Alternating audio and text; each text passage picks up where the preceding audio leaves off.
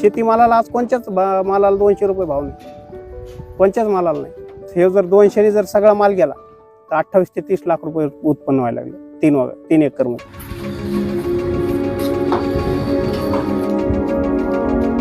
जालना जिल्ह्यातल्या तनवाडीचे शेतकरी जगदीश शेडगे खजुराची शेती करतात. त्यांच्याकडे खजुराची 200 झाडं आहेत.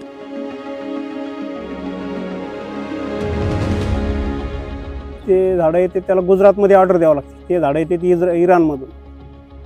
त्या टायमाला आपल्याला ते 3850 रुपयाला एक झाड पडलं होतं. आता जवळपास 6000 रुपये किंमत झाली त्याची त्या झाडाची. ह्याची 25 बाय 25 वर लागवड आहे. याला 3 बाय 3 चे खड्डे खाल्ले JCBने आधी पहिले. हे जमीन म्हणजे एकदम खडकाची जमीन आहे, खाली जागेवर खडक येईल. त्याच्यामुळे ते JCBने खड्डे खाल्ले. खड्डे खांदून मग वरची माती त्या खड्ड्यात टाकली. वरची माती खड्ड्यात टाकल्याच्या नंतर मग झाडं लावले शेणखत टाकून थोडं थोडं. लागवडीनंतर 3ऱ्या वर्षी खजुराच्या झाडाला फळं लागतात.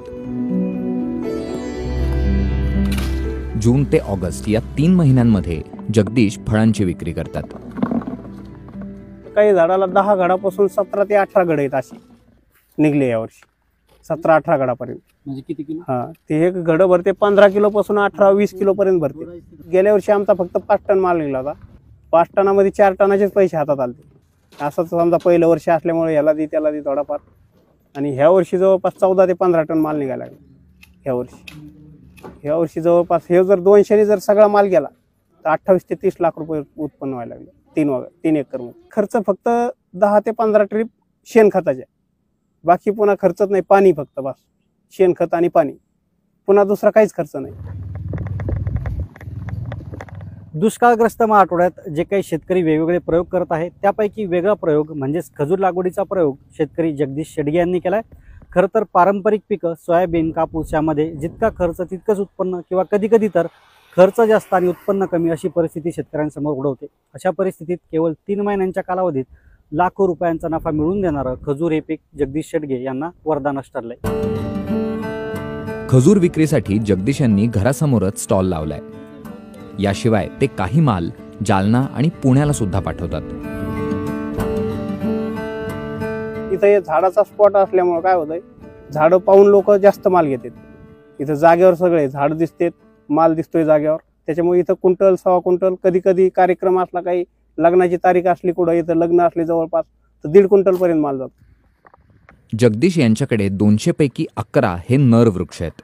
खजूर शेतीत पॉलिनेशन म्हणजे परागीकरण करताना सर्वाधिक काळजी घ्यावी लागत असल्याचं त्यांचं म्हणणं आहे.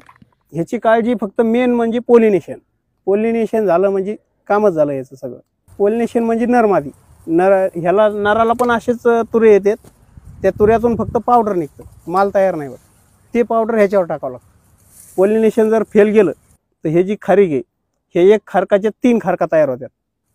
ह्याच्यामध्ये बी तयार होत नाही. 3 म्हणजे कशा, आपल्या कापसाच्या फकडी ह्याच्या नक्कीसारख्या 3 तयार होतात. म्हणजे ती गोड बी लागत नाही, त्याच्यात बी येत नाही आणि ते फेल जातं. खजुराचं झाड 70 वर्षांपेक्षा जास्त काळ टिकतं. खजुराच्या बागेत आंतरपिकं म्हणून भाजीपाला किंवा इतर कमी कालावधीची पिकं घेता येतात. त्यामुळे 3 वर्ष जमीन पडीक राहायचं कामही नाही असं त्यांचं म्हणणं आहे.